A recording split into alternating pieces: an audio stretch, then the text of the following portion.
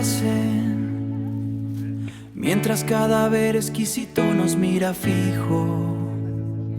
Las copas tintinean con el peso de la carne, bajo el silencio de la ley que nos deshace, que nos deshace. Bueno. Oh, un vino, no, y un libro en la oscuridad, cada vez que siento dulce realidad, la humanidad se consume, desconsume. Hola a todos, bienvenidos a la sesión 11 del Club de Lectura, un libro y un vino. Esta sesión es muy especial. Vamos a hablar acerca de Cadáver exquisito, una novela de la argentina Agustina Basterrica, que pues es una novela incómoda que nos hace reflexionar acerca de la deshumanización que vivimos como seres humanos. Y bueno, pues en esta ocasión vamos a compartir un delicioso vino que a continuación Adri les va a presentar. Hoy se llama Siglo. Es una etiqueta clásica de la región de Rioja, España, reconocida por su estilo equilibrado y fácil de disfrutar. Está elaborado principalmente con uva tempranillo, por lo que presenta aromas a frutos rojos, notas suaves de vainilla y un toque especiado proveniente de su paso por barrica. En boca es amable, redondo y con taninos suaves, lo que lo convierte en un vino accesible tanto para quienes empiezan a explorar el mundo del vino como para quienes buscan una copa agradable para acompañar una conversación o una buena lectura.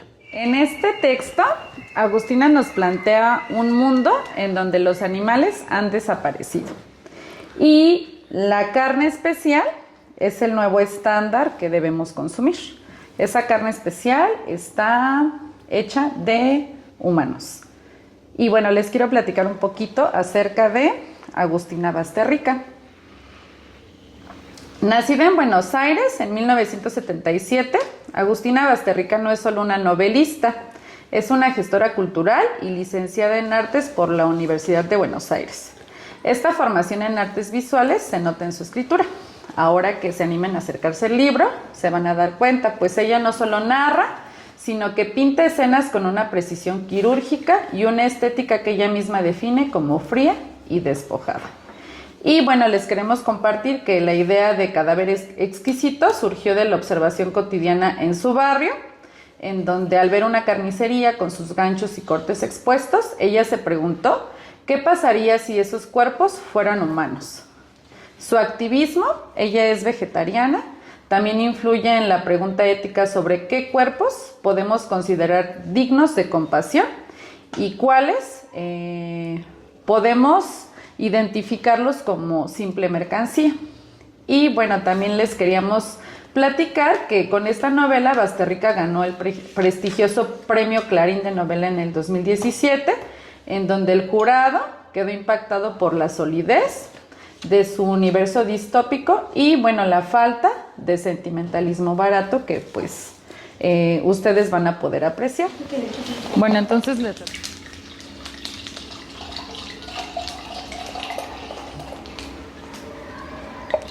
ya.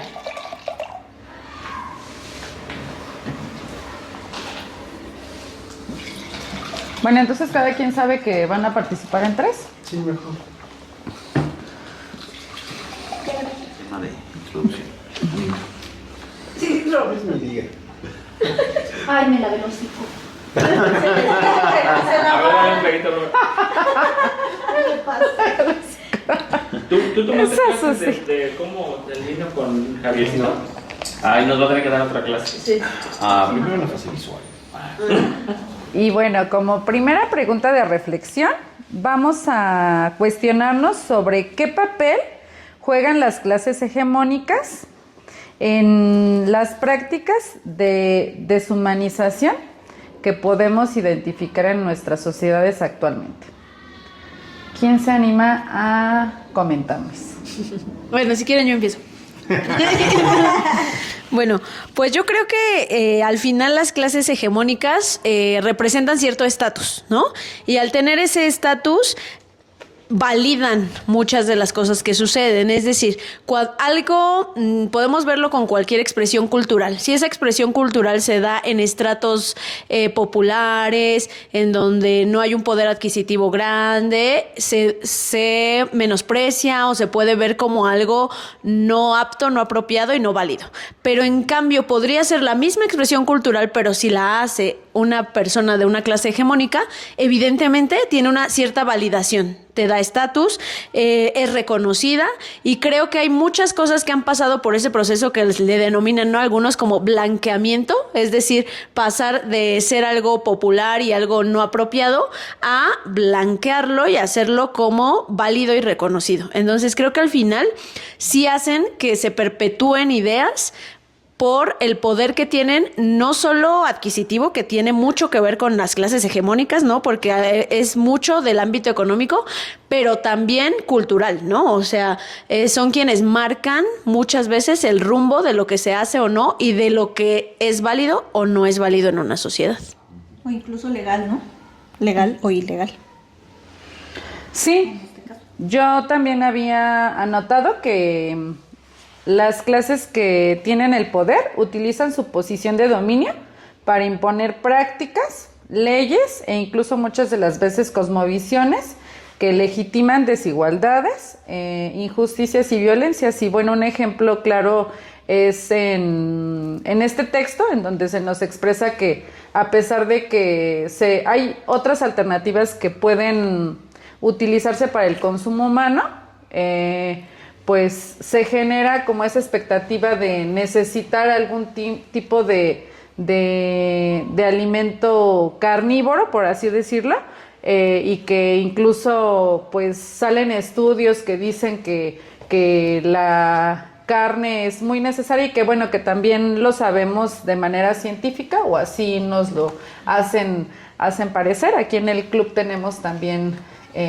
integrantes que se dedican de manera profesional a la salud, y pues nos explicaban esa parte, que sí necesitamos la carne para pues llevar a cabo funciones vitales, incluso para sostenernos de manera física.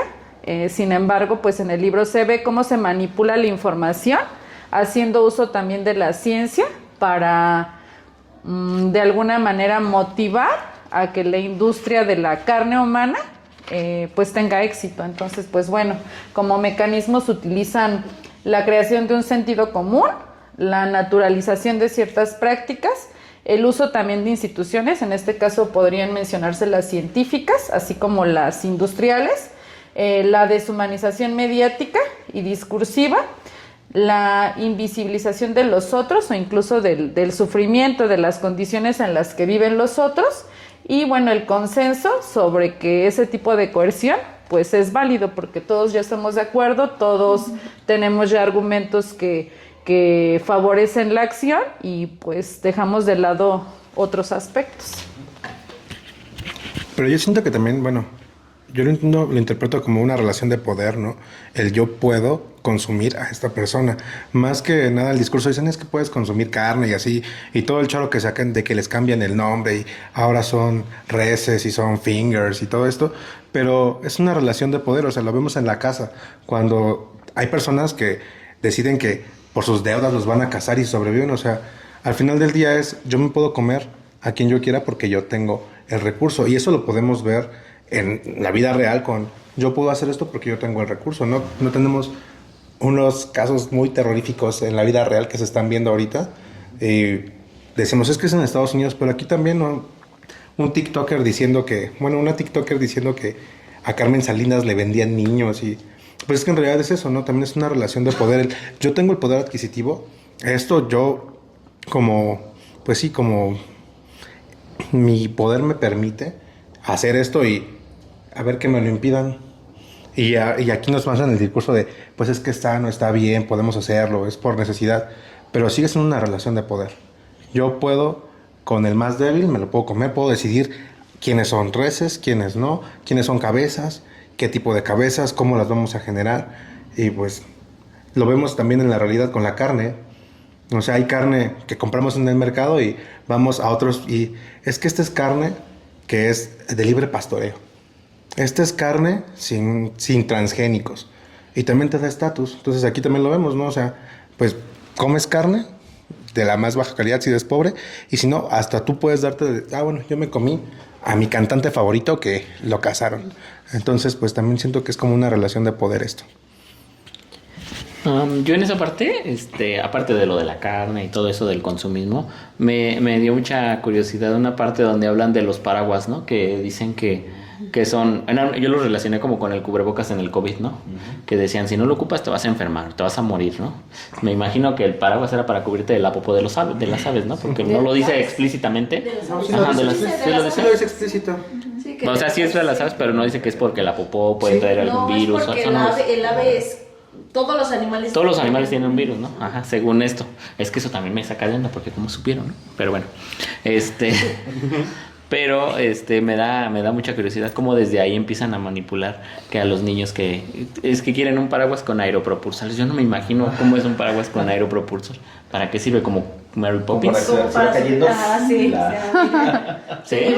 Yo me lo imaginaba que más bien se abría solo y empezaba a echar aire. Yo también lo pensaba como que giraba con airecito. No sé. Sí, que justo estas relaciones de poder y esta manipulación de la que nos hablan Roberto y Juan, pues se relacionan con nuestra segunda pregunta de reflexión, que es: ¿en qué momento de la humanidad dejamos de ver a alguien como un igual para verlo como un recurso? Y pues bueno, yo estuve tratando de pues hacer una reflexión y tomar en cuenta que pues pudiéramos decir que en la actualidad estamos más deshumanizados, aún habiendo pues más información. Sin embargo, pues haciendo como el recuento de la historia, pues me puse a pensar que desde el inicio de la humanidad, con las sociedades nómadas de cazadores-recolectores, pues se introdujo este concepto de propiedad al pues conocerse o descubrirse de alguna manera la ganadería. Y pues que partiendo desde ese momento, prácticamente desde el inicio de la humanidad, pues se inició con este proceso de cosificación y de posible deshumanización. Sin embargo, pues también me pongo a pensar que en ese momento era como satisfacer una necesidad básica, y en la actualidad, como lo decía Roberto, pues muchas veces ya no es ni siquiera eso, sino el querer pues mantener un estatus o incluso divertirte a costa del sufrimiento del otro simplemente porque puedes. Entonces, pues bueno, a ver, ¿ustedes qué piensan, chicos? Yo pienso que esas relaciones de poder y de abuso se han establecido desde que la humanidad es humanidad. En cualquier civilización podemos ver que siempre hay ciertas castas o ciertos niveles donde están los gobernantes, están cierto grupo de personas y está el pueblo. Entonces, podemos hablar de esclavitud, podemos hablar del feudalismo y ahora pues hablamos de capitalismo, pero la relación sigue siendo la misma. Los dueños de las empresas son los que están en el top del hegemón, y los empleados pues son el nivel más básico, y a pesar de que ahora te obligan a trabajar no con azotes sino con tu quincena, pues sigue siendo una relación de poder donde el humano explota al mismo ser humano.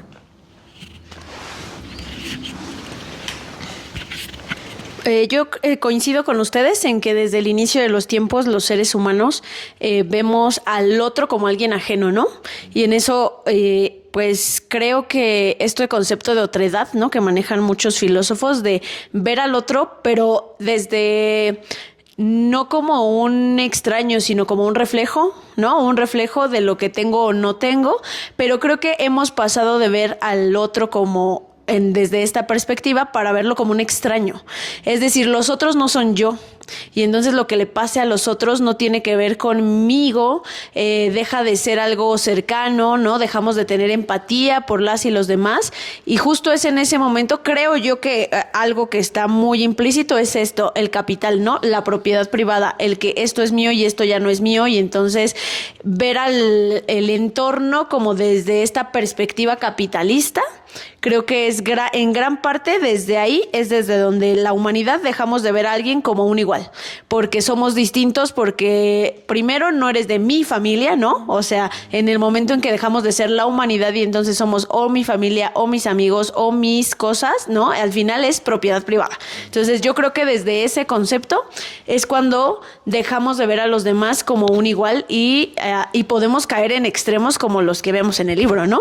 Que a lo mejor en este momento verlos así escritos nos parecen lejanos, pero si después nos ponemos a pensar, no estamos tan lejos de algo parecido a esta distopía que nos plantea el libro, ¿no?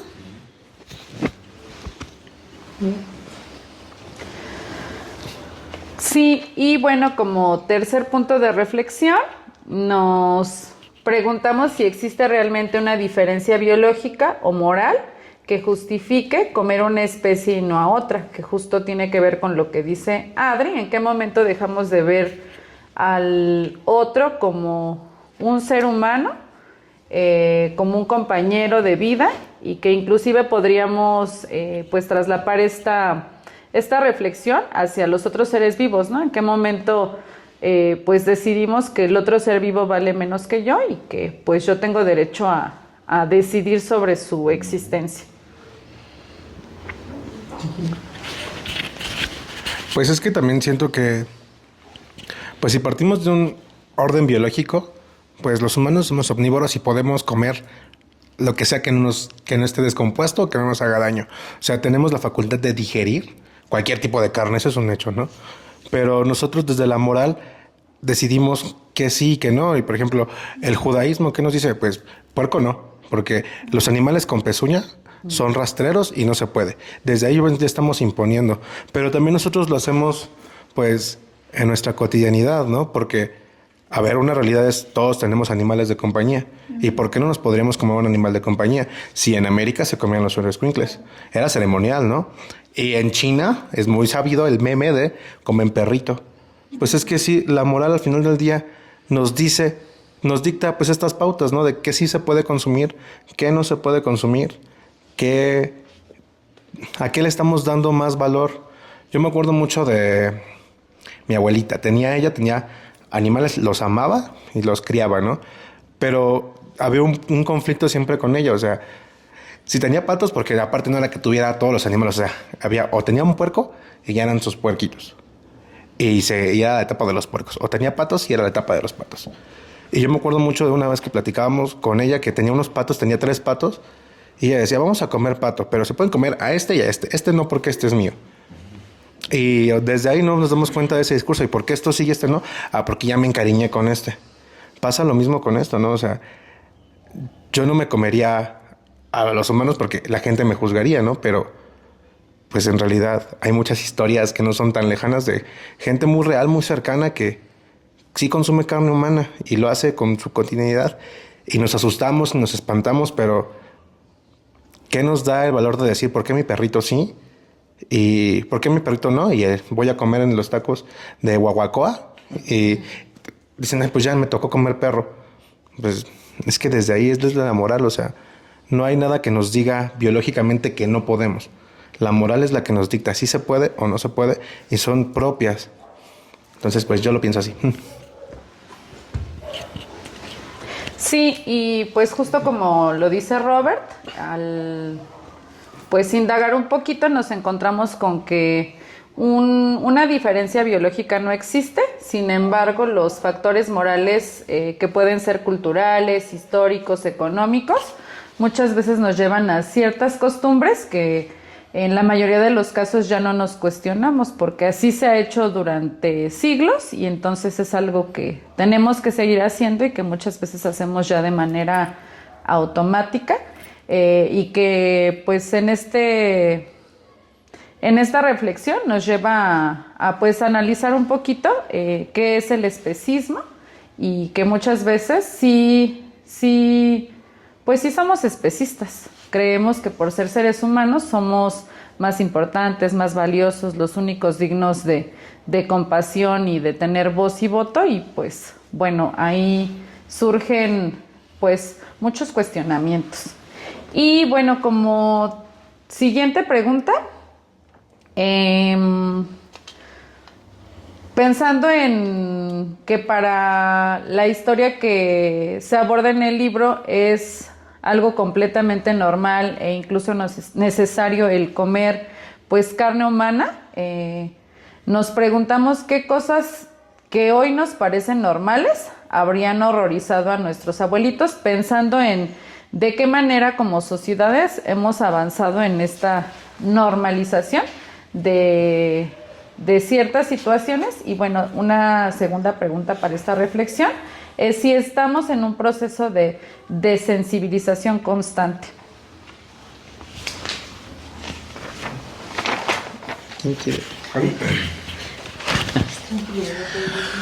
Bueno, yo pienso que hay una línea aquí muy delgada entre la parte que es biológica y animal, por decirlo así. O sea, ¿por qué podemos comer reses?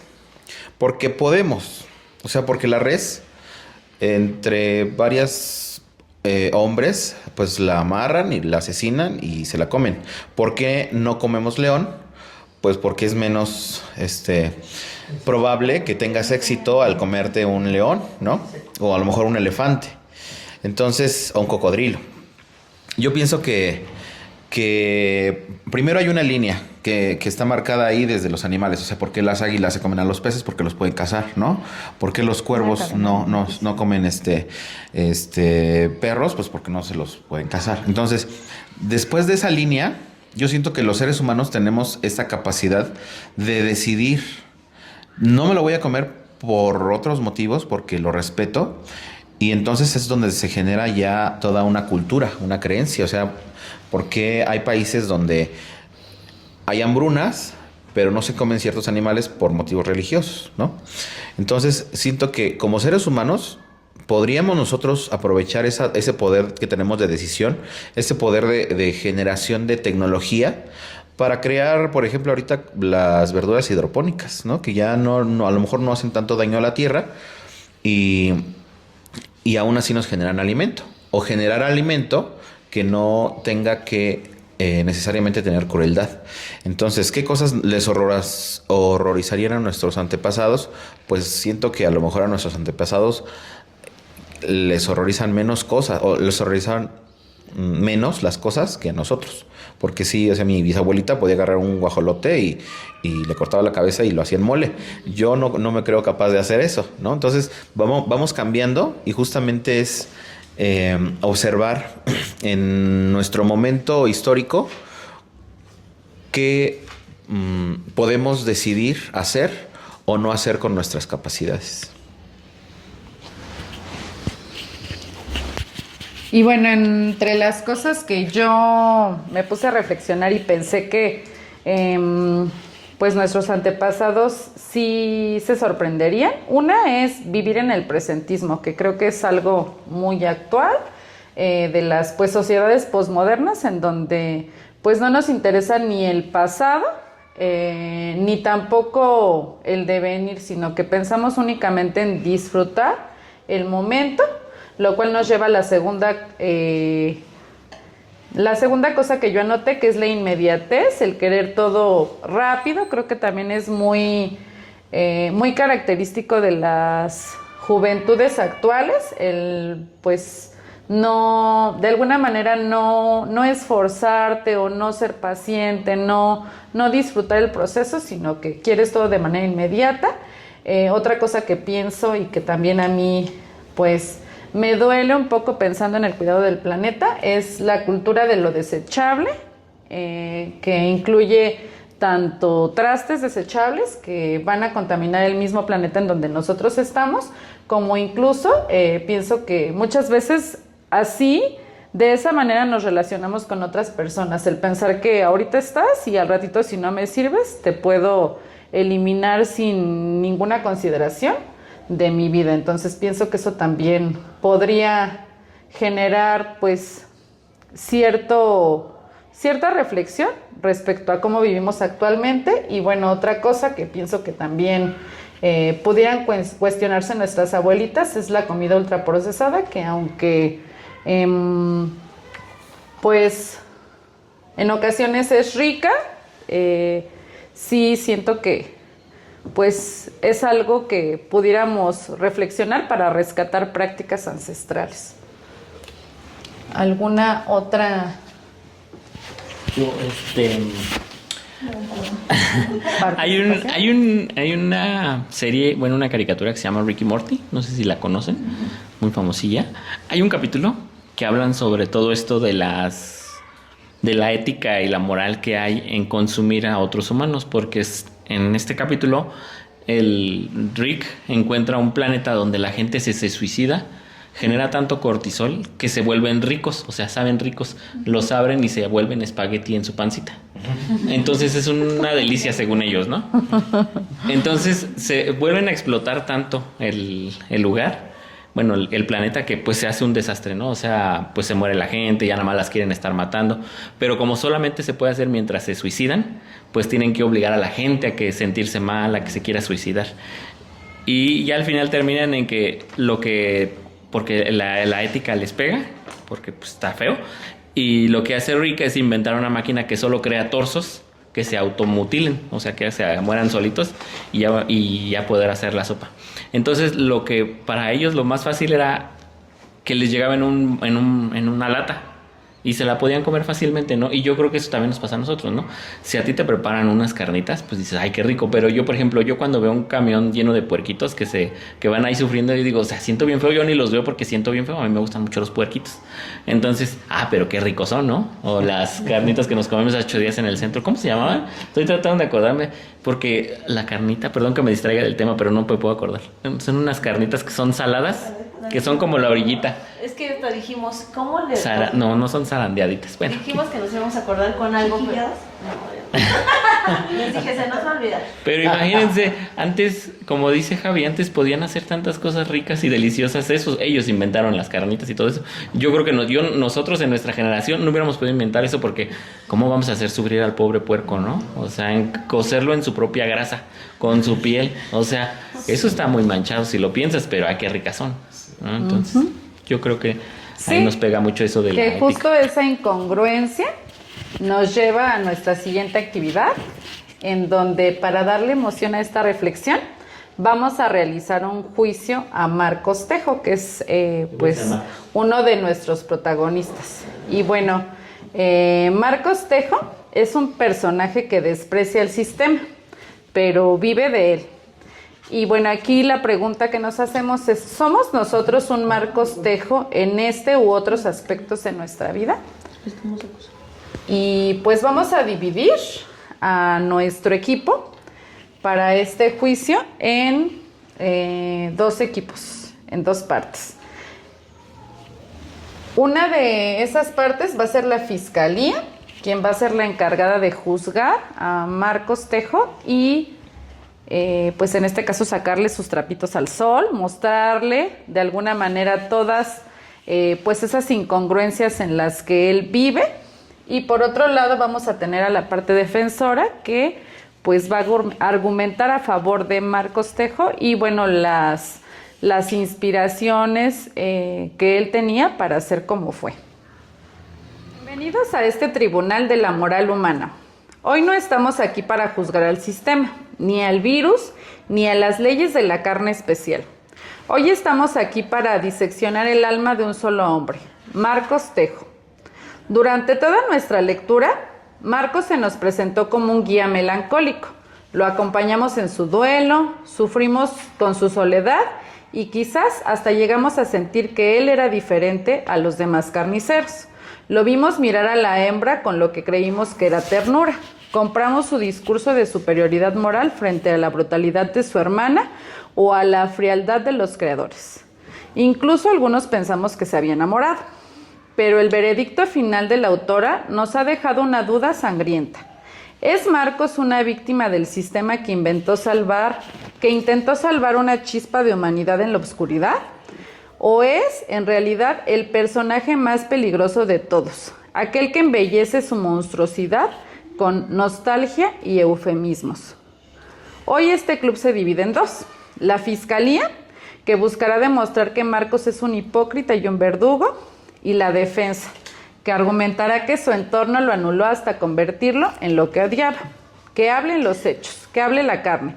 Damos inicio al juicio de Marcos Tejo. Bueno, pues para comenzar queremos decir y afirmar que Marcos Tejo es un monstruo que quiere hacernos creer que es una víctima.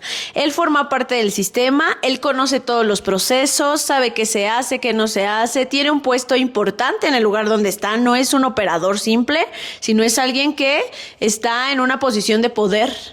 Y aunque en su discurso, porque va narrando, ¿no?, que siente horror, la realidad es que participa de ese horror e incluso yo podría decir que lo disfruta.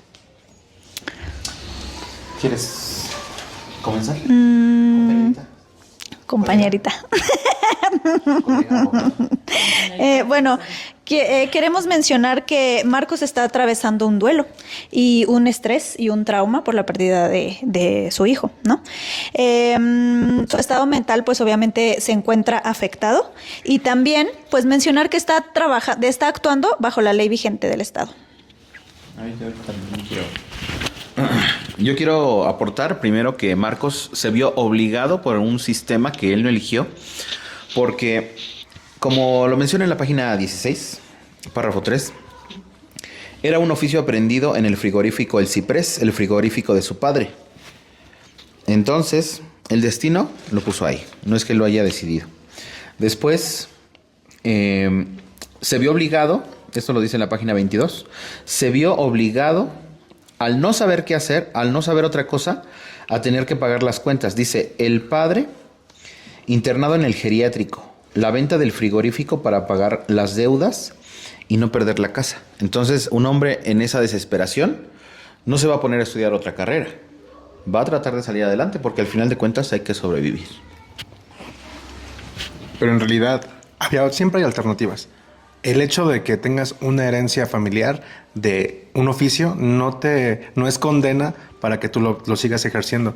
En mi familia, mis padres y todos son choferes. Mis tíos, mecánicos, y yo ni sé manejar. O sea, siempre hay alternativas. Si tú no quieres ser parte de eso, siempre hay alternativas. Y sí, yo entiendo que está pasando por un duelo, pero un duelo no te obliga a ser parte de esto, de lo que tú consideras que está mal.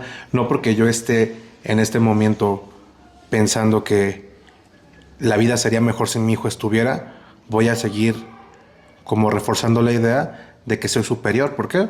Porque yo tengo un hijo, tengo una casa, sí tengo una familia que a lo mejor es disfuncional, pero al final de cuentas sigo siendo parte de este problema.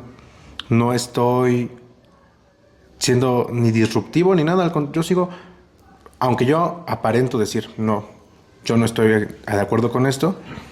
Marcos Tejo tuvo opciones, siempre en todo momento tuvo alternativas. Participó de una casa legal, consensuada, pero participó de ella. Inclusive degustó el banquete, ¿no? Y él, en su discurso, yo no como carne. Mi familia son unos salvajes, mis sobrinos son unos salvajes, pero yo me voy a comer este dedo. Y todavía en el texto lo dice, ¿no? Él lo disfrutó. Había olvidado el placer de comer carne, de comer carne. Pues él lo está disfrutando. Yo también soy partidario de la idea de que sí, él disfrutaba con este doble discurso. Por un lado soy la víctima, pero al mismo tiempo soy el verdugo. Y el sistema nos puede explicar el contexto, eso es real. El sistema nos explica en qué contexto se desarrolla, pero no puede omitir la responsabilidad individual de cada ser humano que decide o no participar del sistema. Si bien es cierto que era a lo que se dedicaba antes y que la situación familiar podría ser muy compleja, ¿no? Eso se entiende que puede ser muy compleja. Finalmente es una decisión permanecer ahí, ¿no? Que sí, a lo mejor esa decisión puede estar influida por su contexto personal, familiar, etcétera.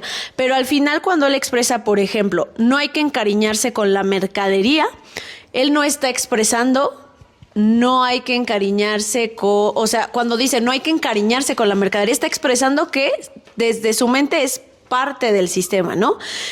Y si bien cuando él relata lo que hace, podría decirnos que está horrorizado, la realidad es que cuando está siendo trabajador, está repitiendo el discurso del sistema.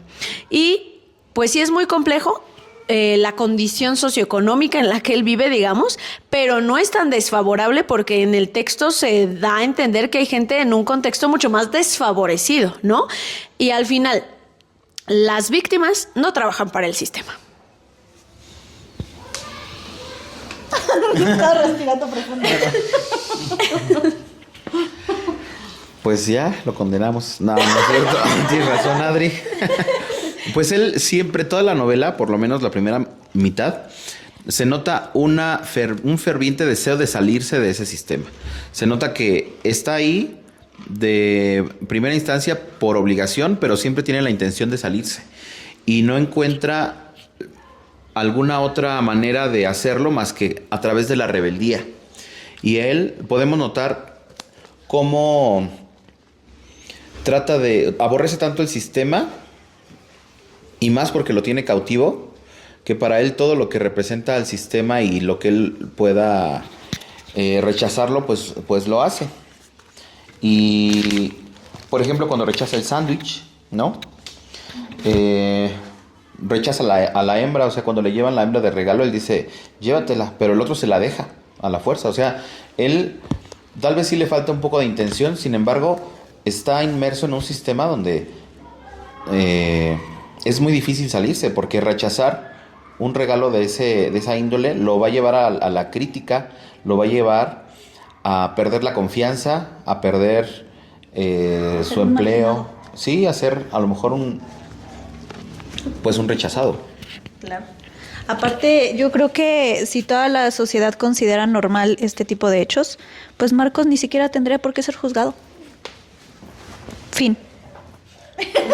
Aquí no estamos juzgando el hecho de que sea lícito o ilícito lo que él está haciendo.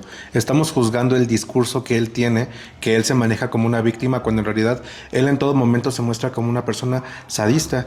O sea, él disfruta haciendo sufrir. Tiene una relación con una carnicera en la cual él en todo momento expresa la relación de poder que tiene. La somete y él disfruta sometiéndola. Y aunque después ella dice, yo sé que ella me podría matar y que va a entrar su perro y me va a comer, pero en este momento yo lo estoy disfrutando. Y cuando está capacitando a sus compañeros, que dice, él nada más viene por el morbo, él disfruta haciéndolo parecer tonto, él disfruta la situación, él disfruta el poder que tiene. Aunque en el discurso él diga yo no, en las acciones él demuestra lo contrario. Con su discurso él va demostrando lo contrario poco a poco, y aunque él diga, no, está mal participar de esta casa y yo estoy aquí porque la situación me está obligando, al mismo tiempo le está pensando cómo ellos son parte de este problema y disfruta ver cómo se pelean, porque demostrando sombría o no demostrando sombría, él dice, pues al final de cuentas ustedes son tontos, pero él está disfrutando también ver cómo ellos se pelean en esto, ¿no? Cómo él se siente superior al creer que tiene un discurso diferente cuando en realidad pues solamente se queda en el discurso y no en las acciones. Y por otro lado, ustedes afirman que hay un rechazo al sistema y que hay una rebeldía de su parte, pero el usar las palabras cabezas, mercadería, cuando él sabe que son humanos, nos da a entender que de verdad está deshumanizado. O sea, de verdad ya se deshumanizó desde la manera en que usa el discurso al llamarles de esa forma, y eso nos da a entender que ya es parte del sistema, y una vez siendo parte del sistema podríamos afirmar que contribuye a él, porque aparte lo que vemos que él hace, desde ir a pues ver cuántas cabezas de ganado necesitan en ciertos lugares y para ciertas cosas, ¿no? Desde para piel negra, ¿no? En algún momento dice, o también que necesitan para la casa, ¿no? O para la casa, mujeres embarazadas o con hijos porque son más salvajes, más difíciles de cazar. Es decir, todo eso que en lo que él participa no tiene que ver con lo que aprendió en su profesión. O sea, él dice, yo lo aprendió a cortar la carne, a hacer eso, pero todo eso ya que él está haciendo, si se dan cuenta, ya no es un operario, ya es una persona que tiene un mayor poder, ¿no? Cuando le dan a la hembra, por ejemplo, que están afirmando que él no sabe qué hacer con ella, pues en realidad dice, se desnuda, se mete a la ducha. Podría venderla y sacarse el problema de encima. Es decir, lo ve como un problema el que se la hayan regalado. No dice que siente algo. O sea, si se dan cuenta, no dice, es que ¿por qué es un humano? Yo no puedo tener un ser humano en esas condiciones. No, o sea, en realidad dice, tengo un problema. Podría criarla, inseminarla, empezar con un lote pequeño de cabezas, independizarse del frigorífico. Si se dan cuenta, está pensando, una de las alternativas que él piensa y que él describe y que él narra en el libro es pues utilizarla para hacer su propia empresa, ¿no? Y podría escapar, dejar todo, abandonar al padre, a su mujer, al niño muerto, a la cuna que espera ser destrozada. Es decir, sí se da cuenta que hay una opción más, pero no la toma, ¿no? Al final es una decisión el quedarse con la hembra y sí le pasa por la mente que podría ser diferente, pero no lo hace.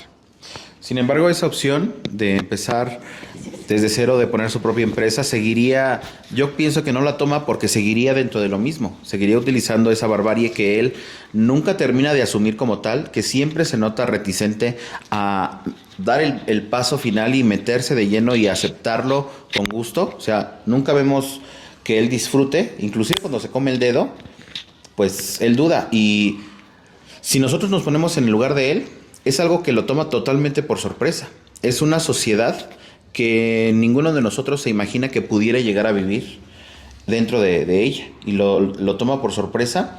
Y entonces yo pienso que no es tanto una decisión desde la conciencia de que él piense, pues me voy a mantener aquí porque me conviene, sino desde la incertidumbre y desde el miedo de no saber qué está pasando, de voltear a ver a su alrededor y ver una sociedad tan deconstruida que la misma sociedad dice es que la esclavitud es una barbarie, y él nos explica cómo comer carne humana no piensan que es una barbarie. Entonces yo siento que es desde la sorpresa, desde del no saber de que su vida no le alcanza para asimilar esa barbarie en la que está inmerso.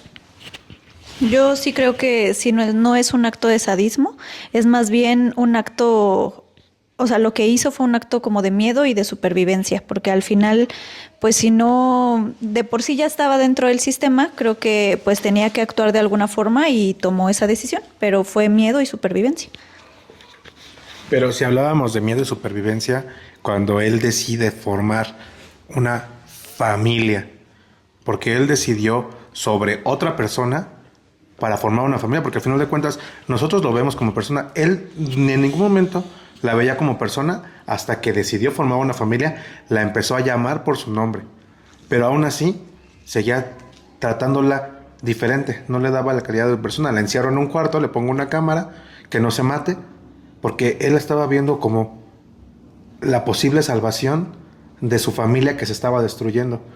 Él vio en ella un sustituto de su esposa que no estaba y un posible sustituto de su hijo que podía llegar. Entonces, pues muy fuera del sistema no estaba, porque él seguía legitimando el poder que se seguía diciendo, ¿no? Yo puedo decidir qué voy a hacer con esta persona. Al final, bueno, con esta cabeza la dejo libre, pero desde el momento en el que la amarró y se olvidó de ella y por 4 o 5 días no la bañó, desde ahí él mostraba que pues no era tan humano como quisiera. Y además, en el momento que él tuvo la decisión de verdad desafiar al sistema, ¿no? Nos damos cuenta que él hace lo que se espera de él dentro de ese sistema, ¿no? Entonces eso rompe totalmente con la idea de que él era un rebelde. O sea, en realidad, si nos vamos a esta parte, él cumple con lo que el sistema esperaba de él y no lo desafía en ningún momento cuando tenía la posibilidad de hacerlo. Lo que decía Roberto hace un rato también es cierto. O sea, desde que llega Yasmín a su vida, él la considera ganado. O sea, él la considera ganado, nunca una persona. Entonces, dentro de las opciones que él se plantea, que les leía yo hace un ratito, en ningún momento está tratarla como un ser humano, como lo que es.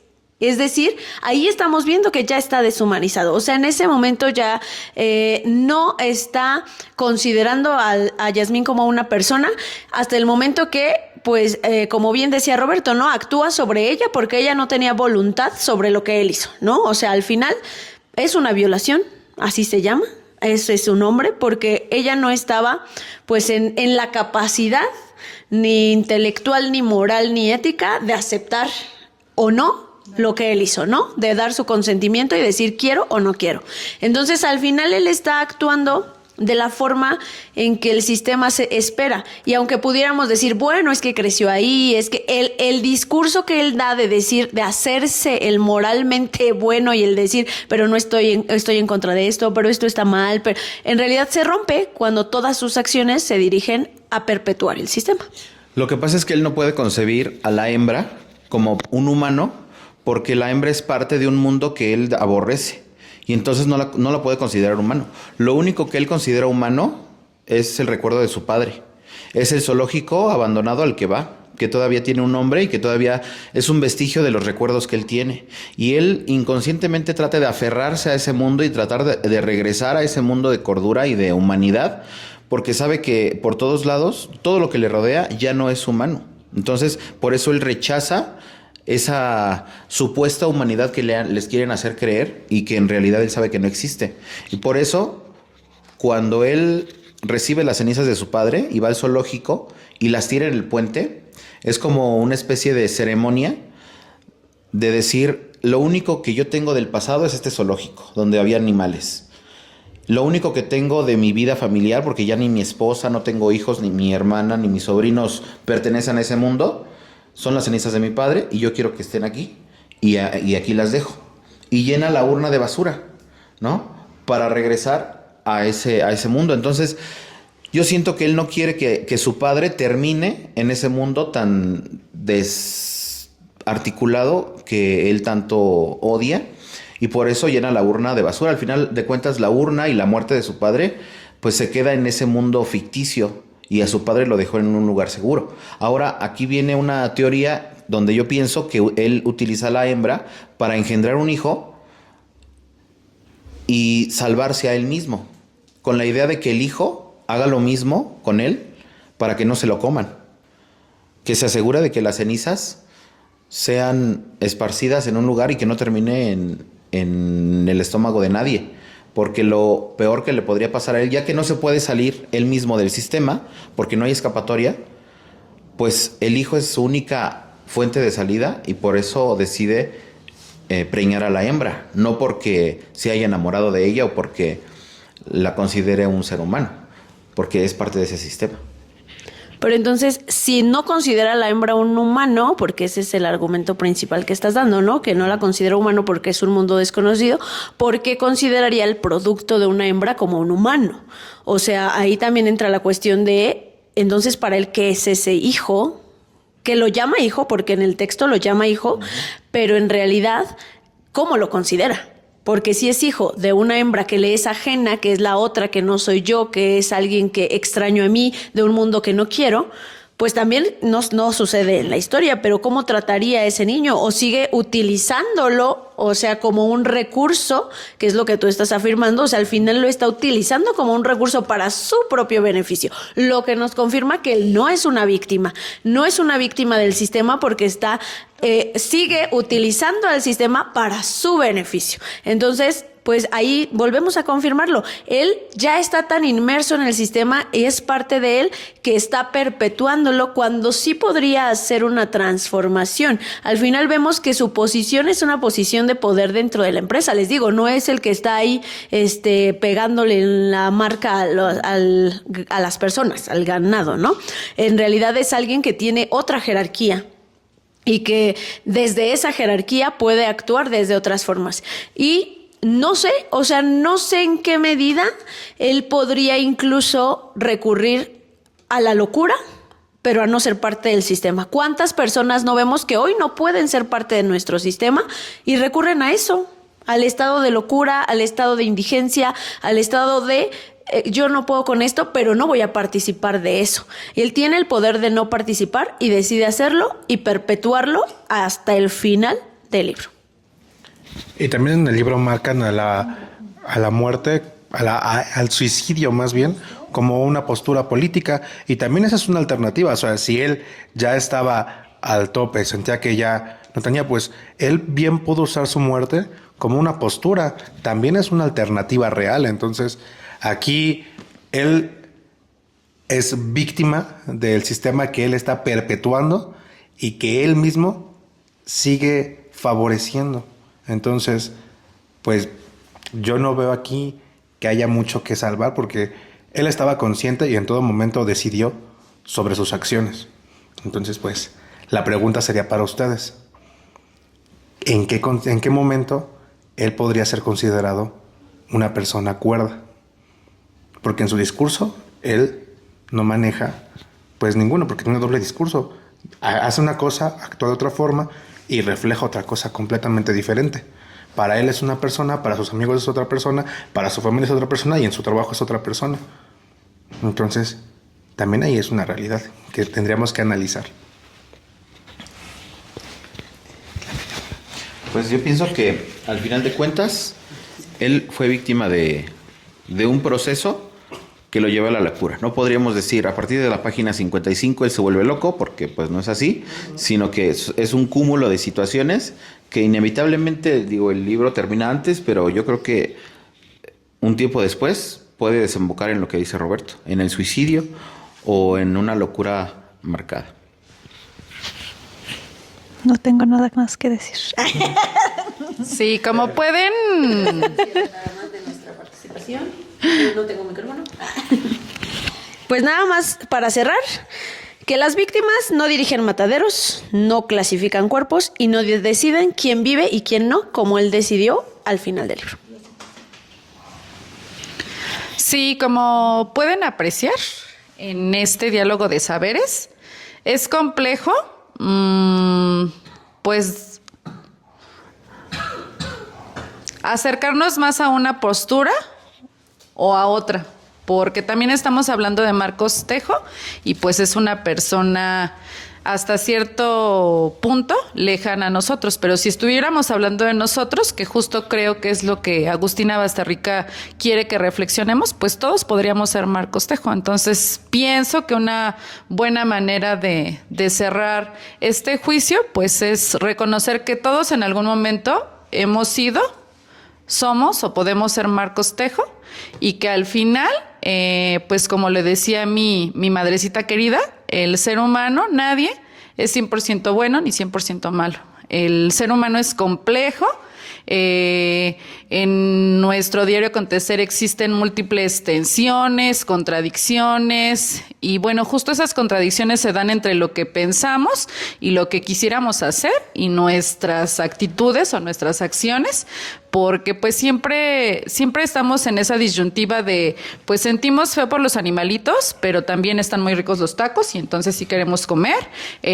Nos quejamos de un sistema del que pues tenemos muchas quejas, al que hacemos muchas críticas, sin embargo vivimos en él, trabajamos en él y pues en este caso que nosotros somos docentes, pues también de manera literal y metafórica vivimos de él, ¿no? Cobramos nuestro sueldo del sistema, entonces pues bueno, la realidad es que así es la humanidad, compleja, no vamos a encontrar ni todo negro ni todo blanco y pues creo que entendiendo esas complejidades y esos matices que existen en nuestra existencia, podemos pues de alguna manera orientar nuestras acciones de manera ética, aunque también vemos que no siempre es así. Muchas veces tenemos un pensamiento, como lo hacía Marcos Tejo, pero en realidad hacemos otra cosa. Entonces, pues bueno, al final esas incongruencias son parte de nuestro día a día y pues me parece que Agustina Basterrica nos pone frente a ese espejo para que, pues además de analizar la historia, también nos analicemos a nosotros mismos. Y bueno, vamos a continuar con otra de nuestras actividades, que se llama el lenguaje como anestesia. Y bueno,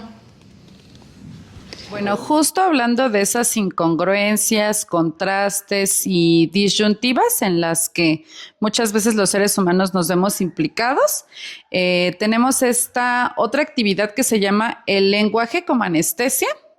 Y tiene que ver con que en la novela las palabras carne humana están prohibidas y se sustituyen por carne especial. En la novela se modifica el lenguaje para atenuar los actos atroces que se cometen y construir una moral mucho más permisible. por lo que vamos a llevar a cabo el diccionario del eufemismo.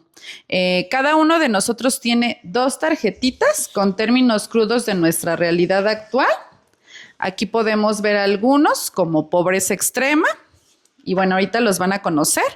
Y para cada uno de esos términos, nosotros vamos a crear un eufemismo que de alguna manera nos haga pues mirar esa realidad de otra manera, mucho más suave, insensible, y pues que nos haga aceptar como aceptable o incluso necesaria cada una de las actividades que a continuación les vamos a presentar. Vamos a darnos un minutito para escribir nuestro eufemismo.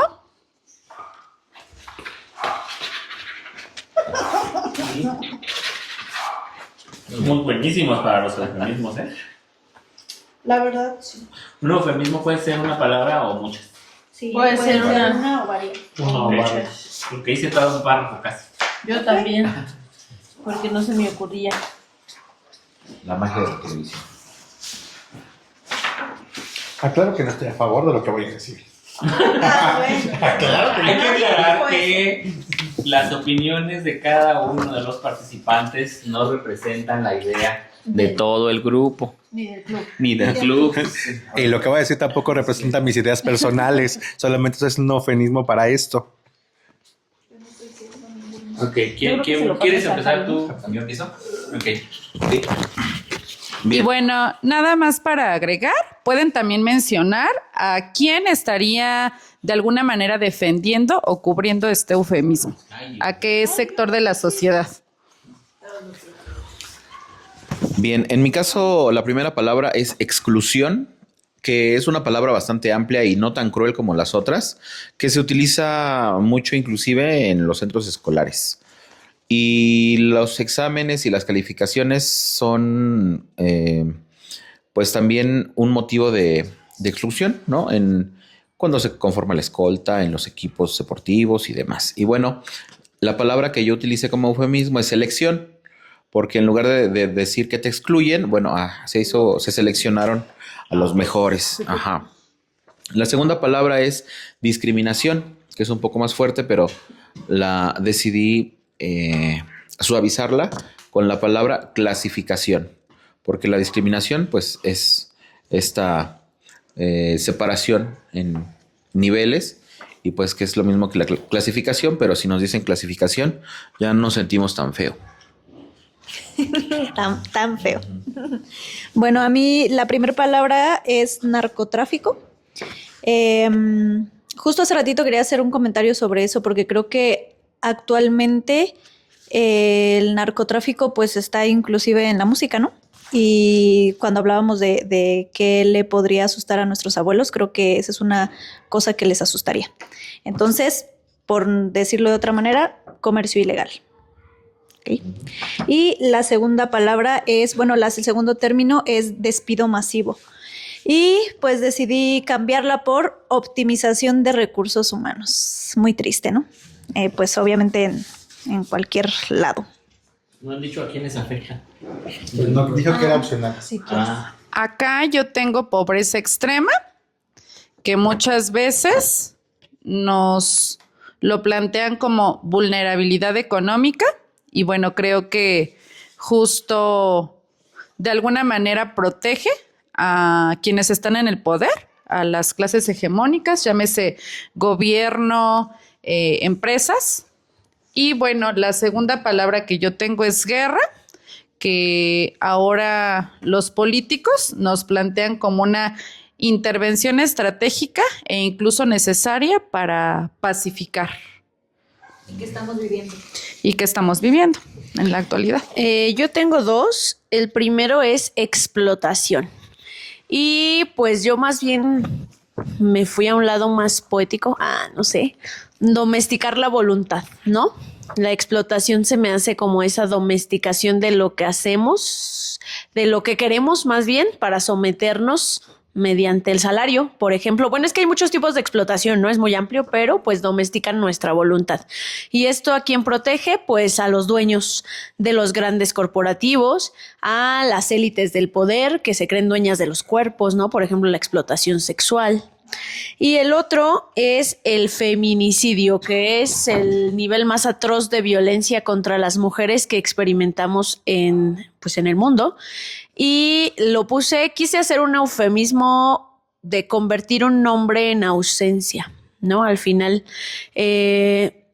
esas personas, las mujeres que son asesinadas, se convierten en eso, en ausencias. ¿Y a quién protege este eufemismo? Pues creo que a los asesinos.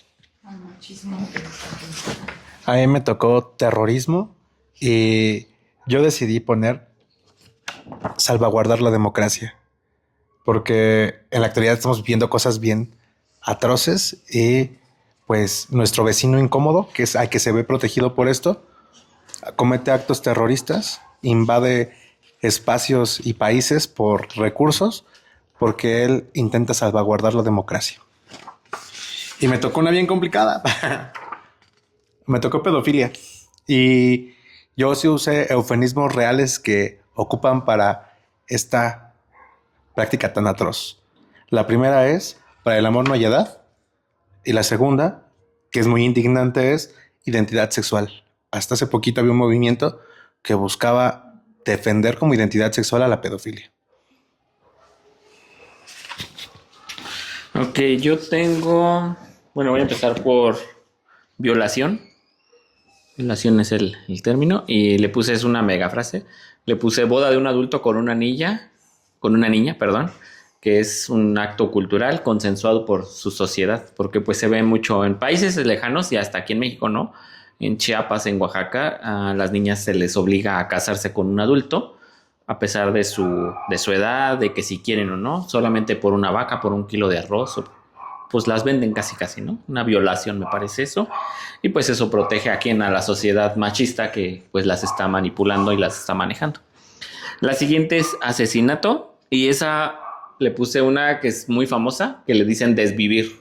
No sé si han escuchado la palabrita desvivir, lo ocupan mucho en las redes sociales últimamente, porque las redes sociales normalmente lo que hacen es que te bloquean. Si ya te pueden escuchar, aunque no esté escrito, si tú hablas la palabra muerte, matar, asesinato, automáticamente desmonetizado, te bajan la audiencia. Entonces lo que muchos hacen es desvivir, y para eso ya a todos se les hace un término normal, ¿no? Exacto. Ay, perdón, es que me dio la tos. Entonces, por ejemplo, ya yo he escuchado a niños que dicen, te voy a desvivir, ¿no? Entonces, en los videos, entonces, pues sí está feo en esa parte. Ya, video sin vistas y desmonetizado. No quiero tocar. Y bueno, esto que menciona Juanito tiene mucho que ver con esa parte de deshumanizarnos, desensibilizarnos, naturalizar lo que debería de horrorizarnos y bueno, hacerlo ver como algo normal, algo que ya es parte de nuestra cotidianeidad y que ya ni siquiera somos capaces muchas veces de denunciar o de pues ser empáticos ante la situación que se está viviendo. Y bueno, como nuestra penúltima actividad, vamos a hablar acerca del final. Y bueno, aquí nos vamos a preguntar si es justicia o naturaleza. El giro final de la novela podría habernos dejado sin aliento, como es mi caso, o muy desilusionados, como también es mi caso. ¿Es el final una traición al personaje de Marcos o es la conclusión lógica de un mundo donde la humanidad ya se extinguió? Es una pregunta que tenemos mucho que pensar. Y bueno, como somos muy aplicados, cada uno de nosotros hizo una tareita que nos dejamos con anticipación y para, pues, expresar lo que nosotros hubiéramos querido como un final o lo que nos imaginamos como ese final, vamos a comentar con ustedes, a compartir el final alternativo a esta historia. Y si les parece bien, comenzamos desde Juanito. Para mí esta actividad está potente porque yo la verdad no terminé de leer el libro. Mi vida cambió en estas últimas semanas, entonces sí me ha costado un poquito de trabajo acostumbrarme a todo, me ha dado mucho poco. ¿Para qué me pongo pretexto? El chiste es que no acabé de leer el libro, no leí el final, me quedé un poquito más adelante de la mitad, pero medio he escuchado, yo no sé de qué trata el final, gracias a Dios, no quiero saber. O sea, sí quiero saber, pero lo quiero leer. Entonces, pues ni modo, si lo dicen, pues ya ni modo, pero sí hay que decirlo. Pero bueno, yo me imagino, esa es la parte divertida para mí, porque ¿qué puede pasar, no? A lo mejor ustedes, antes de acabar de leerlo, pues se imaginaron, ¿no? Y yo estoy en esa bonita parte antes de que suceda. Pero para mí, yo siento que, bueno, ahora ya escuché lo que decían de que se enamoró que no se enamoró, ¿no? De la chica esta, de la PGP, pero yo siento, bueno, yo me lo estaba imaginando, que sí se iba a enamorar de ella, que sí iba a estar con ella durante... Ahora sí que ocupar el lugar de su esposa, que ya no podía estar con él por la pérdida de su bebé, pero que podía quedarse con ella y a lo mejor llegar a ocultarla y vivir felices para siempre, a lo mejor a escondidas, y aunque tuviera miedo. Entonces, yo digo que ese es el final que me gustaría y yo creo que es el que a todos les hubiera a lo mejor un poco más latido, ¿no? Pero bueno, ahorita ya voy a escuchar los suyos y me vaya a dar nuevas ideas. En mi caso yo quise hacer un poco de justicia porque a mí desde que se dio el hecho de que la bañó, pero la cosificó demasiado, o sea, me desnudé, la metí y todo eso, desde ese hecho como que yo decía, esto está muy mal. Y yo nunca vi como el sentido romántico en Jasmine y Marcos. Entonces, mi final empieza así. Cuando nace el hijo de Jasmine, ella solo se estiró los brazos para intentar tocar a su bebé, pero al negárselo, se despierta en ella un lado salvaje, emite un sonido gutural como si intentara hablar. Se abalanza contra Cecilia sin importar los cristales en el suelo que cortan su piel y de un golpe seco la lanza. La deja sin conocimiento. Marcos se dio cuenta e intentó correr con el bebé, pero Jasmine de un salto le quitó el bebé y la presa se convirtió en cazador.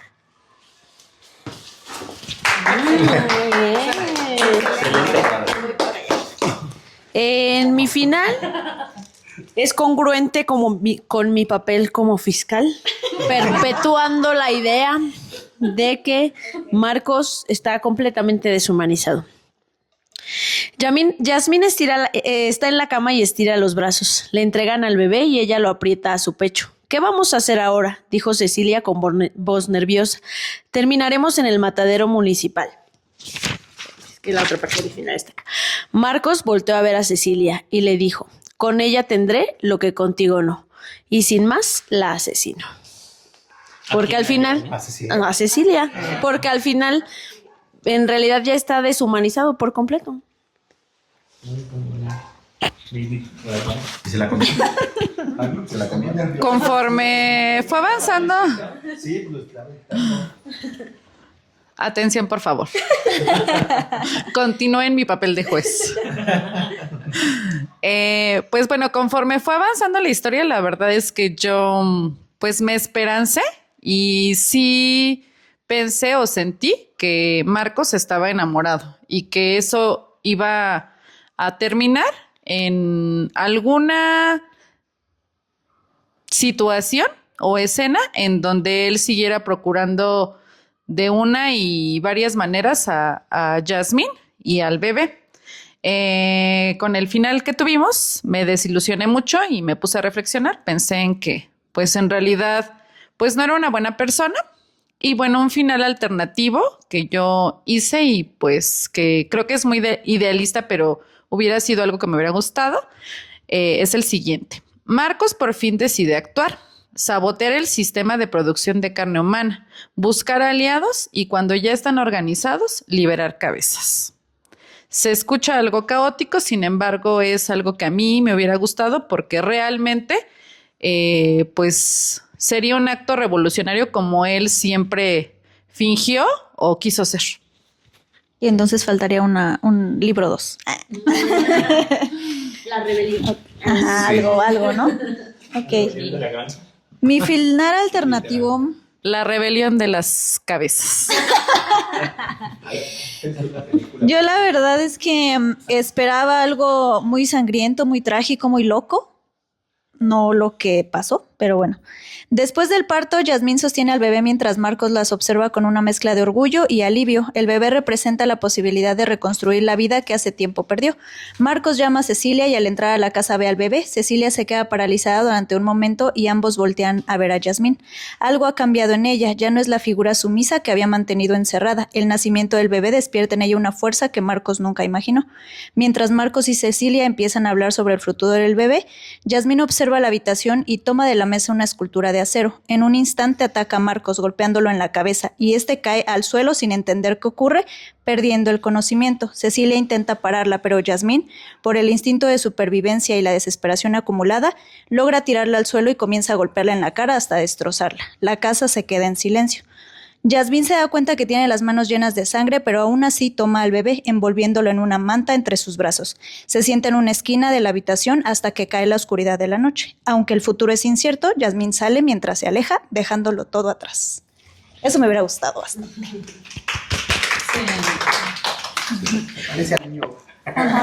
Sí, un poquito.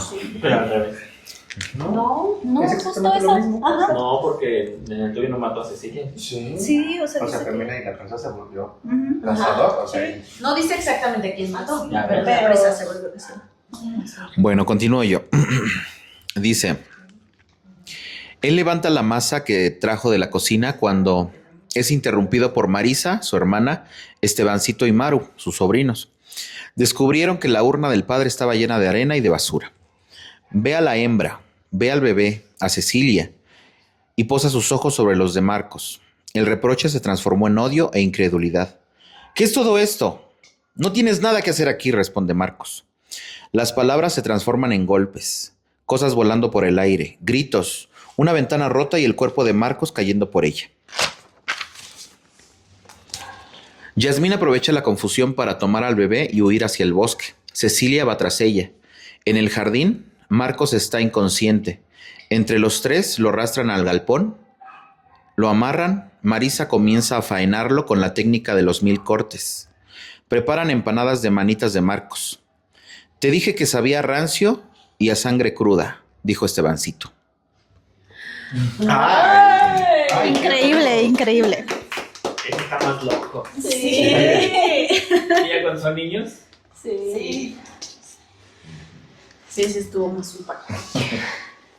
Y ya que estamos en el final, como última pregunta de reflexión, antes de hacer nuestro ritual para despedir el libro, quiero que me digan si es la derrota lo único que nos hace humanos en un mundo donde la victoria significa ser un depredador. Al final nos menciona una frase que no vamos a mencionar para que Juan la pueda leer más adelante, pero bueno, a ver qué opinan. ¿Qué opinan? Pues yo justamente hace rato en el juicio creo que hacía una alusión a esta pregunta, de que sí creo, o sea, a ver, a lo mejor la derrota, le digo, vemos a una persona en situación de calle y creemos que está derrotada, pero quizás esa fue la única forma que tuvo de escapar del sistema y de decir, no estoy conforme, no quiero todo esto que se está viviendo, no quiero el consumismo, no quiero, ¿no? O sea, muchas cosas y escapar de ahí. Entonces, si bien es cierto que podría ser una salida, tampoco creo que sea absoluta, ¿no? Que toda derrota sea pues un logro así de grande ni que toda victoria sea necesariamente una deshumanización o una pues ir con la corriente, ¿no? Es muy complejo, como decías tú, Eli, porque los seres humanos somos así, ¿no? No hay ni completa bondad ni completa maldad en nosotros, sino simplemente formas de sortear la vida y sobrevivir. Sí, y pues la complejidad humana es así, es difícil de explicar y de analizar en sus múltiples dimensiones. Sin embargo, pienso que de alguna manera, pues, una teoría que yo tengo es que Marcos, pues, actuó de esa manera porque pues al final sintió que Yasmín se estaba volviendo incluso más humana que él. Entonces, pues bueno, eso también queda para nuestra reflexión. Y para cerrar, la lectura de este libro, que fue súper, por lo menos para mí fue súper interesante, súper escalofriante y a la vez, pues una lectura que disfruté mucho por la manera en la que Agustina Basterrica se expresa y tiene esa facilidad para narrártelo todo. Pues no sé si ustedes quisieran platicarnos si les gustó, si no les gustó, y hacemos nuestro ritual. Pueden decir que ni lo has acabado de leer, ¿cómo vas a decir si te gustó o no? Pero les voy a decir la verdad. Me estaba interesando mucho y cuando veníamos para acá yo le comenté a Adri, a sus hijos, oigan, ¿qué creen? No acaba de leer el libro. Y ellos me dijeron, pues te lo contamos, ¿no? Para que pues vayas preparado y no quedes como un tonto. No es cierto. Eso no lo dijimos nunca. Eso yo lo dije yo. Pero a mí yo les dije no, porque sí quiero ver qué pasa al final. O sea, sí me parece una idea bastante descabellada al principio, pero que puede salir mucha historia sobre eso. O sea, te puedes imaginar muchísimas cosas. Todos los finales que dijeron ahorita, todos me parecen como que pueden ser los reales. A lo mejor pudimos haber hecho esa de, a ver, ¿cuál crees que sea el final que es el verdadero, no? Que alguien leyera el verdadero. Eso hubiera estado bueno también, pero bueno. Pero sí, me gusta mucho. Voy a terminar de leerlo. Pero sí, igual, sí me causa algunos conflictos con esa parte del asesinato de humanos. Porque pues yo estando en el área de la salud como que no se me hace muy ético. Pero bueno, pues son muchas cosas. Ok, entonces le doy un 7 de 10. Yo creo que vamos en orden, ¿no? Es un libro incómodo. O sea, al principio de leer es un libro incómodo. Yo, la verdad, soy una persona muy... Quisiera decir que soy un vegetariano hipócrita porque yo sí sufro mucho con el consumir carne. Sí me genera mucho conflicto, pero es que sí, la verdad, me cuesta mucho dejar algunas porque yo, por ejemplo, sí digo, no, yo podría vivir fácilmente sin carnes rojas, pero el pollito, el atún, pues eso sí, no los dejo. Entonces, pues, no sé, es complicado, ¿no? Y luego cuando empieza a contar esta parte muy cruda de, pues pasan, les está contando cómo los matan y todo eso, y luego así está contando eso y describe de una forma tan suculenta el asador cuando le ofrecen el sándwich que sí, o sea, en mí estaba una sensación genuina de vomitar. Yo sí quería vomitar porque yo sí estaba pensando, guácala, están viendo cómo los matan y se los están tragando, pero al mismo tiempo pensaba, bueno, sí, y los taquitos son lo mismo, ¿no? Entonces, al principio me costó mucho, pero conforme fue avanzando en la lectura, o sea, como que sí, el imaginario que genera la autora te envuelve tanto que dejas de lado toda esta parte cruda y te centras mucho en la historia, ¿y ahora qué va a hacer este sujeto? ¿Y ahora con qué se va a enfrentar? Y dejé de lado por eso y me gustó, o sea, la primera parte, porque el libro se divide en dos partes, la primera parte la sufrí, inclusive todavía no había acabado la primera parte, yo fui creo que el primero en empezarlo a leer, y la primera parte no la había acabado porque me costaba mucho, y la segunda parte la leí en una tarde, o sea, me senté, ay sí, y estaba más por el chismecito de qué pasaba, y al final, el final no me gustó, es una realidad, el final no me gustó, siento que pudo haber explorado otras cosas, pudo haber hecho otras cosas, pero pues no sé, eso es mi percepción. Y yo le daría un 8. ¿A alguien de aquí le gustó el final? A mí sí. ¿A ti sí? Me sorprendió, pero sí me gustó. Bueno, a mí en general el libro me hizo pasar por muchísimas emociones, ¿no? Me preguntaban cómo vas y yo, es que estoy sintiendo muchas cosas. Algunas les puedo poner nombre y a otras no, porque fueron demasiadas. Creo que el nivel de detalle con el que escribe es muy bueno, pero a la vez hace que haya partes muy grotescas, ¿no? O sea, porque las describe de tal manera que yo me las imaginaba y decía, pero que... O sea, ¿cómo es posible? ¿No? O sea, ¿cómo es posible que estén permitiendo eso? ¿Cómo es posible que esas atrocidades estén sucediendo en un mundo, aunque sea ficticio, ¿no? Pero también me hizo leerlo muy rápido. O sea, lo leí muy, muy rápido porque quería saber qué pasaba y quería saber hacia dónde iba.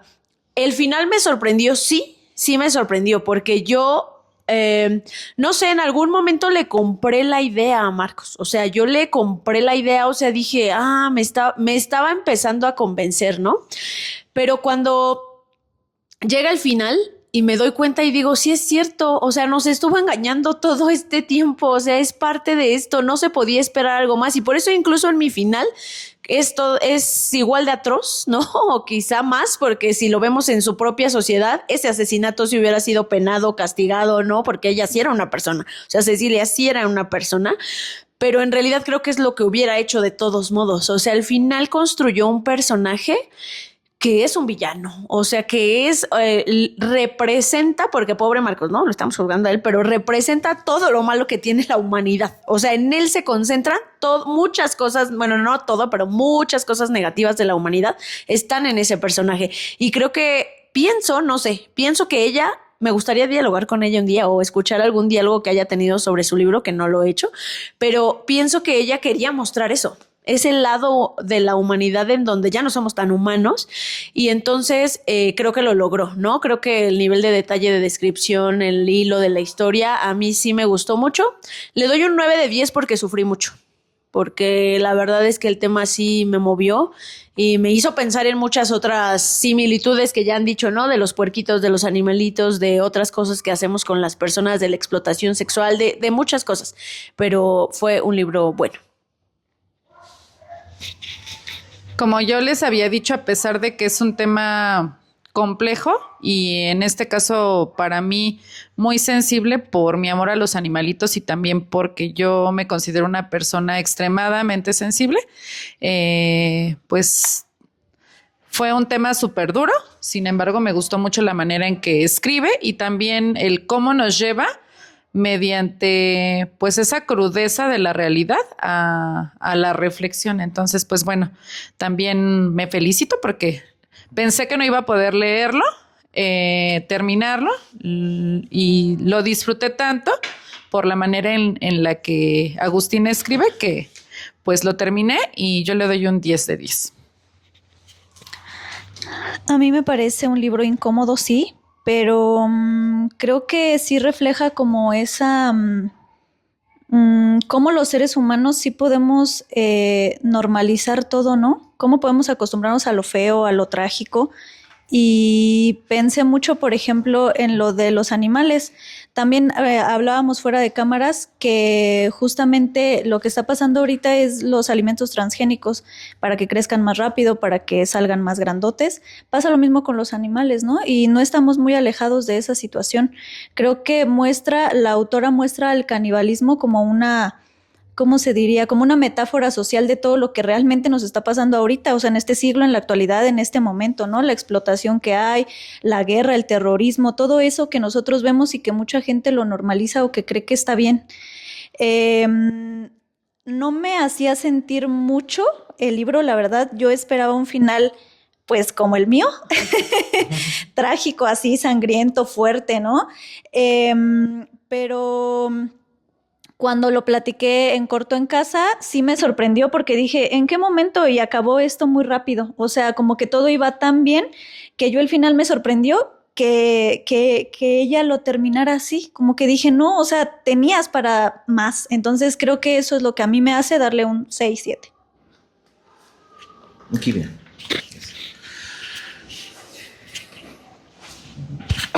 ¿Yo? Ok. Bueno, pues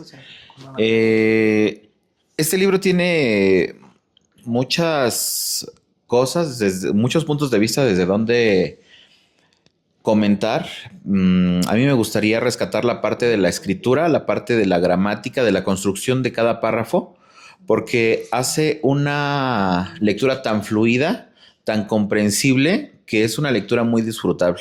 No está uno tan pendiente de a lo mejor tratar de hilar a veces un párrafo que quiso ser demasiado metafórico, sino que uno se concentra en la historia, en construir a los personajes, y creo que ella tiene esa capacidad de un personaje que construye, del narrador, donde dice que casi escoge cada palabra quirúrgicamente. Les voy a leer un pedacito de lo más atroz que yo encontré en el libro. Inclusive tengo una banderilla específica para ese tipo de escenas donde la atrocidad es insuperable. Entonces, Quiero despedir con esto, antes de dar mi calificación. Él escucha cómo uno de los cazadores, que ya está muy cerca, le susurra a otro que la rubia despampanante en realidad era una virgencita de 14 años a la que había que ablandar y Guerrero Iraola destrozó en la cama. La estuvo violando por horas. Que él estuvo ahí y que la chiquita estaba medio muerta cuando se la llevaron para sacrificarla. Creo que es una de las partes que a mí me causó más, pues, dolor de estómago y también me causó más miedo la idea de que este tipo de cosas pasan en la realidad y que hay personas que pueden hacerlo, contarlo y no sentir ni el más mínimo remordimiento. Eso me da a mí mucho miedo de la humanidad de estos tiempos y no sé de otros. Pero siento que el ponerlo así con esta facilidad en un libro es un talento, un don que tiene Basterrica.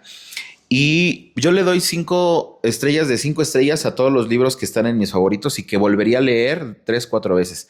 Este libro yo no lo leería de nuevo, me dejó un muy buen sabor de boca, pero yo ya no lo leería otra vez. Por eso 4.9 de 5 o 9.9 de 10. Yo antes de llegar a la última parte quiero hacerles una pregunta, porque todo el tiempo en mi cabeza estuvo pensando eso. ¿Ustedes consideran que el virus es real? Ah, no, claro que no. Bueno, yo digo que no, el virus no es real, o sea, es una forma de control y de hacer realidad de eso que alguien se imaginó y que ahora son esas granjas, pero no, definitivamente no es real. Incluso pasa que cuando los perritos, ¿no? Muerden a uno y hubiera sido un escándalo que se murió y no, en realidad no es real el virus. Sí, yo fue lo que creo que les dije desde el principio. Yo lo primerito que vi cuando dicen que no había pruebas científicas, que solamente salían médicos diciendo que no había, o sea, que no había una cura y así. Yo dije, pues obviamente muy probablemente es como que algo fake. Pero esto también nos recuerda al COVID, ¿no? O entonces había muchos que decían que no, que no había COVID, ¿no? Pero pues yo lo viví y sí había. Pero bueno, son dos realidades muy diferentes, o sea, entonces yo digo que no existía. Sí, no, definitivamente no.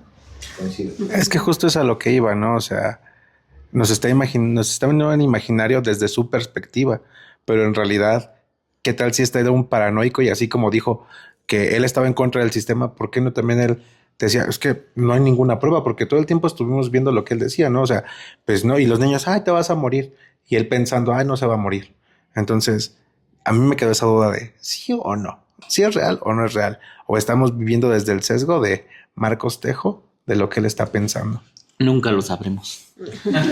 Y lo fuerte que es el imaginario colectivo, ¿no? Y justo lo que hablábamos de, pues, quién tiene el poder, cómo de alguna manera manipula todo lo que tiene a su alcance para que tú creas algo y pues después se legitimen ciertas prácticas, ¿no? Y bueno, ya para finalizar nuestra lectura vamos a hacer un pequeño ritual para despedir al libro. Este ritual se llama el Muro de los Nombres. Y bueno, en la novela el sistema quita los nombres para quitar la humanidad. Este ritual devuelve la identidad. Vamos a entregar a cada uno de los miembros de este club una tarjetita y en esa tarjetita vamos a escribir el nombre de una persona a la que admiremos por su bondad, por su valentía, por su talento o simplemente por el hecho de ser humana. Y bueno, ya que escribamos ese nombre, vamos a ir mencionando esta frase que es muy importante para nuestro ritual.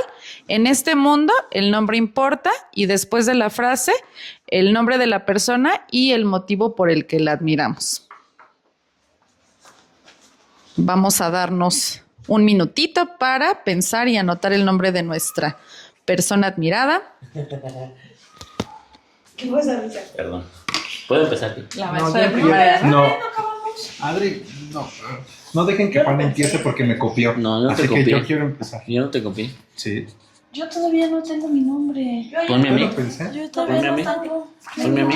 Yo lo pensé mucho tiempo. Yo me costó mucho. Desde Y es que que lo yo mandé, lo estoy pensando desde que ni lo mandó. Yo lo pensé en la primera. Yo también me tardé mucho en pensarlo y llegué a una conclusión. En este mundo el nombre importa. Y el nombre que yo escogí es el de mi abuelo, Jesús Portugal, porque desde que nació, o desde antes de nacer, pienso yo, estuvo varias veces al borde de desvivirse, de desuscribirse de la vida por ciertas situaciones. Y al final de su vida, dentro de mi familia, ha sido la persona que más años vivió. Por muchas cosas, por su inteligencia, su tenacidad, su infinita bondad y otras cosas que yo ahora admiro y que lo traigo a la luz porque, pues, a pesar de que ya tiene años que falleció, siempre va a vivir en mi persona, en mis actos, en mi memoria. En este mundo de guerra, el nombre importa. Yo escribí a Irene Sendler, espero pronunciarlo bien. Elegí a ella porque la verdad es que yo tenía como muchas científicas en mente, pero esta mujer es poco conocida y bueno, ella lo que hizo fue esconder bebés en cajas, en ambulancias y en sacos, pues en la guerra, durante la guerra en 1939 y los sacaba por túneles o pasadizos que luego entregaba a familias que los protegían, pero no solamente pues es el nombre de ella, sino de los bebés. Ella lo que hacía era guardar la identidad de cada uno de estos bebés en frascos y enterrarlos pues cerca donde ella estaba porque creía que en algún momento pues iba a volver a encontrar esos bebés y darles un nombre, una identidad. Tristemente pues la juzgaron, afortunadamente y pues sí fue torturada, fue arrestada, sin embargo logró escapar gracias a un soborno y pues no fue reconocida, ¿no? Ustedes saben que las mujeres durante la historia pues hemos tenido o han tenido diferentes dificultades, entonces creo que queda bien porque mañana es 8 de marzo, porque es una mujer y porque estamos en guerra. En este mundo el nombre importa. Yo anoté a Juana de Asbaje, Sor Juana Inés de la Cruz, porque fue una mujer inteligente, valiente, para su época súper feminista, curiosa, con determinación, ingeniosa, talentosa y bueno, que nos deja un legado que tenemos al que tenemos que darle continuidad. En este mundo el nombre importa y en este mundo de inmediatez yo quiero resaltar a alguien que a través de muchos discursos de muchas personas que he escuchado me he percatado que ella siempre da más, siempre da un plus y no saben el impacto positivo que ha tenido en tantas historias de vida que he conocido. En este mundo el nombre importa y la persona es Miss Adri, no mi amiga Adri, a la que quiero mucho, sino a Adri como profesionista. Tengo el gusto de conocerla ya desde hace 4 años y se fue del telebachillerato y dejó un hueco personal en mí porque se fue y me abandonó. Pero y lloré.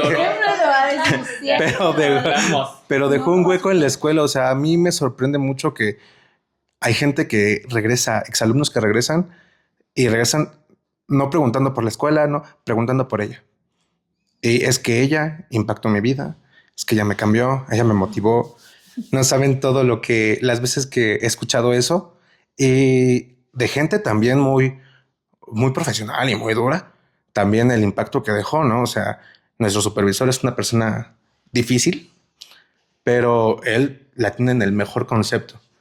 Y de verdad, o sea, algo que les puede mucho a mis compañeros de trabajo es que sigue habiendo un precedente, ¿no? Y no es porque quiera exaltarla, pero aún hay la comparativa, ¿no? De, por ejemplo, el año pasado tuvimos Spelling Bee y le decían, pues es que Adriana comentaba esto, ¿no? Es que Adriana, y aunque ya no estaba, y aunque siempre estaba como pues un precedente y como un ejemplo, entonces por eso yo la escogí a ella como profesionista y como mujer y como persona. Teníamos esa discusión con Roberto porque yo también pensé en Adri. Pero no le copié porque yo lo pienso de otra forma, porque él la ve de una forma laboral. Yo con Adri nunca he trabajado y las veces que trabajo con ella se la pasa regañándome, entonces ahí yo no la admiro, la admiro cero, como diría ella.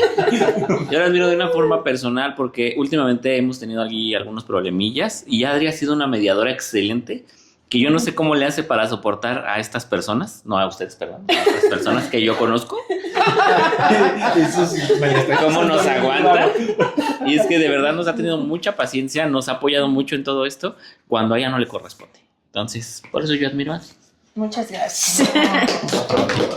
Bueno, a mí se me hizo muy complicado porque hay muchas personas que admiro en muchos sentidos, ¿no? Les podría decir desde futbolistas, porque yo amo el fútbol, entonces desde futbolistas que digo, wow, o sea, lo que hicieron, que no se compara en nada, por ejemplo, con humanistas, ¿no? Personas que han hecho cosas por la sociedad, por el mundo. Pero bueno, ya entre tanta dubitación en este mundo el nombre importa, yo quiero recuperar el nombre de Elena Garro, porque creo que incluso una editorial horrenda que puso esposa de Octavio Paz, ¿no? En un cintillo para uno de sus libros, pues siempre se le relegó, ¿no? A un papel secundario. Incluso en las memorias de su hija ella pone, ¿no? Todo lo que vio que su mamá vivía con su papá. Pero al final de todo, creo que su nombre importa y seguirla recordando como una gran escritora, una persona que transformó la literatura, ¿no? Que impactó en la literatura a pesar de la sombra de su marido tan famoso y tan horrendo, porque para todo he de decir que yo odio a Octavio Paz, pero, o sea, al final no, para mí es muy difícil desprender al autor de su obra, digo, a la obra de la persona, ¿no? O sea, yo no puedo decir, ay, es que como autor qué genial y como persona qué horrible. No, es una horrible persona y es un horrible autor. Entonces, creo que recuperar el nombre de ella es una reivindicación para todas las mujeres que no conozco sus nombres, pero que han vivido historias muy semejantes a las de ella.